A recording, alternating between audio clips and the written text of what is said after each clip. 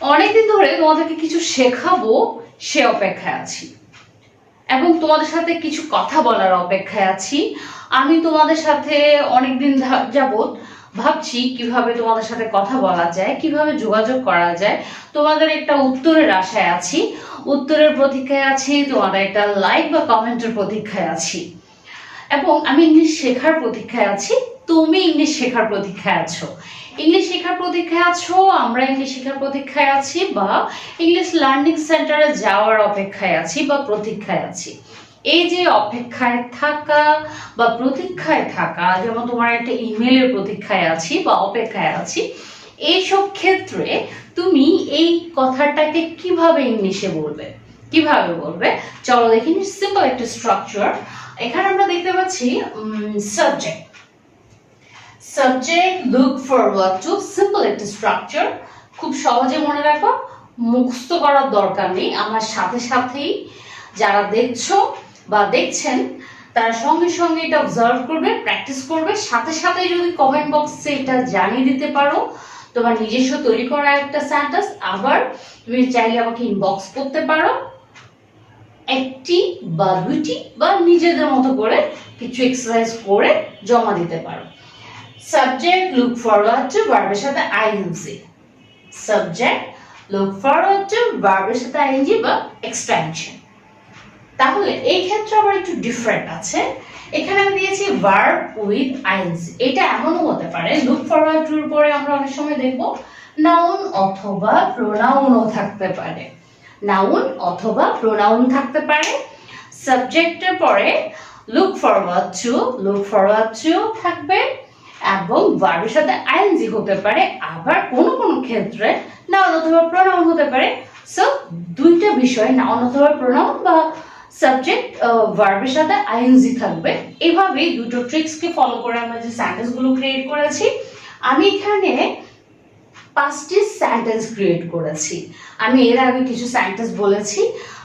আমি তোমার সাথে কথা বলার অপেক্ষায় আছি, তোমার উত্তরের প্রতীক্ষায় আছি, তোমার সাথে যোগাযোগ করার অপেক্ষায় আছি, ইংলিশ লার্নিং সেন্টারে যাওয়ার অপেক্ষায় আছি। ঠিক এর বাইরে গিয়ে আমি এখানে যে 5টি সেন্টেন্স ক্রিয়েট করেছি সেগুলো আজকে পড়ে দেখাবো। এই এই সহজ স্ট্রাকচার দিয়ে একদম মুখস্থ করার দরকার নেই। Subject look forward two, noun অথবা প্রোনাউন বা ভার্বের সাথে আইএনজি হবে। সো চলো, আমি ইংলিশ শেখার অপেক্ষায় আছি, আমি ইংলিশ শেখার অপেক্ষায়, আমি এখানে আমি মানে আই আছি, অপেক্ষায় আছি। সো এখানে আমি আমি আই এম লুক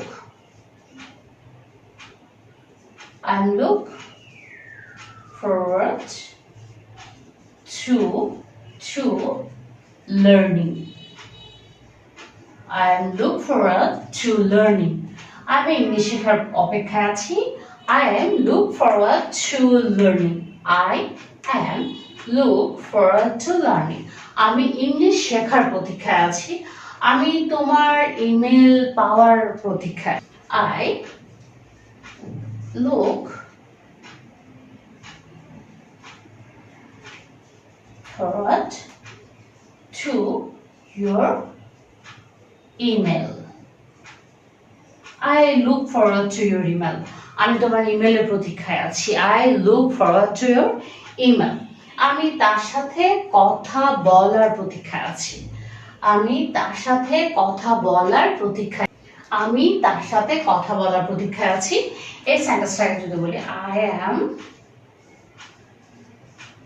looking, আমি তার সাথে কথা বলার প্রতীক্ষায় আছি। I am looking forward to speaking with him. আমি তার সাথে কথা বলার প্রতীক্ষায় আছি। I am looking forward to speaking with him. I look forward to your email. তোমার চিঠি পাওয়ার প্রতীক্ষায় আছি। আমি তার সাথে কথা বলার প্রতীক্ষায় আছি। সে তোমার সাথে দেখা করার প্রতীক্ষায় আছে, দেখা করার প্রতীক্ষায় আছে। এখানে আচ্ছা, এখানে আমাদের একটা মিস্টেক হয়ে গেছে। I am looking হবে, যেহেতু এখানে একটা ভার্ব আছে শেখা। I am looking forward to learning. I am looking forward to learning English. I am looking for, আমি ইংলিশ শেখার প্রতীক্ষায় আছি, আমি তোমার ইমেল পাওয়ার প্রতীক্ষায় আছি। I look forward to your email. আমি তার সাথে কথা বলার প্রতীক্ষায় আছি। I am looking forward to speaking with him. I am looking forward to speaking with him. তার সাথে কথা বলার প্রতীক্ষায় আছি। নেক্সট সেন্টেন্স, সে তোমার সাথে দেখা করার প্রতীক্ষায়। He is looking forward to meeting you. Meeting with you. সে তোমার সাথে দেখা করার প্রতীক্ষায় আছে। He is looking forward to meeting with you. She is looking forward to meeting with you. তোমার সাথে দেখা করার প্রতীক্ষায় আছে। আমি তোমার উত্তরের প্রতীক্ষায় আছি। I look forward to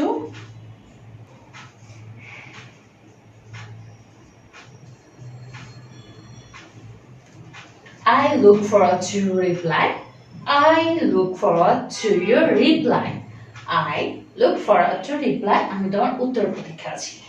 এখানে একটি জিনিস খুবই ডিফারেন্ট দেখাচ্ছে। তোমাদের হয়তো চিন্তা হচ্ছে যে একই সময়ে দুইটা সেন্টেন্সে দুইটা নিয়ম কিভাবে অ্যাপ্লাই হচ্ছে। যেমন কখনো কখনো লুকিং দেখছি, কখনো আমরা লুক দেখছি, কখনো আমরা টু এর পরে আইএনজি দেখছি, কখনো আমরা টু এর পরে প্রোনাউন দেখছি। একটু খেয়াল করব, এখানে এই ক্ষেত্রে আইএনজি হবে, এই ক্ষেত্রে লুক হবে। Look forward two, look forward two plus noun অথবা প্রোনাউন। এই জিনিসটা আমি শেষে দিয়েছি একটু কনফ্লিক্ট লাগার জন্য। কনফ্লিক্ট লাগলে কি হবে, ভালো করে বিষয়টা খেয়াল করা যাবে। যেমন I am looking forward to learning, একটু ডিফারেন্ট আছে। লুকিং ফরওয়ার্ড টু, লুকিং আছে, আইএনজি আছে, ভার্বের সাথে আইএনজি। তাহলে এখানে যদি আমরা আইএনজি অপেক্ষায় আছি, ইন শেখা ভার্ব রয়েছে। এখানে look forward to your email, just email পাওয়ার অপেক্ষায় আছি। এখানে দেখা করার প্রতীক্ষায় আছি, সে দেখা করার প্রতীক্ষায় আছে। She is looking forward to meeting, আমি তোমার উত্তরের প্রতীক্ষায় আছি। খুব সহজ একটা বিষয়। I look forward to your email. So তোমরা তোমার সেন্টেন্সগুলো ক্রিয়েট করে কমেন্ট বক্সে জমা দাও বা ইমেল বক্সে জমা দিবে।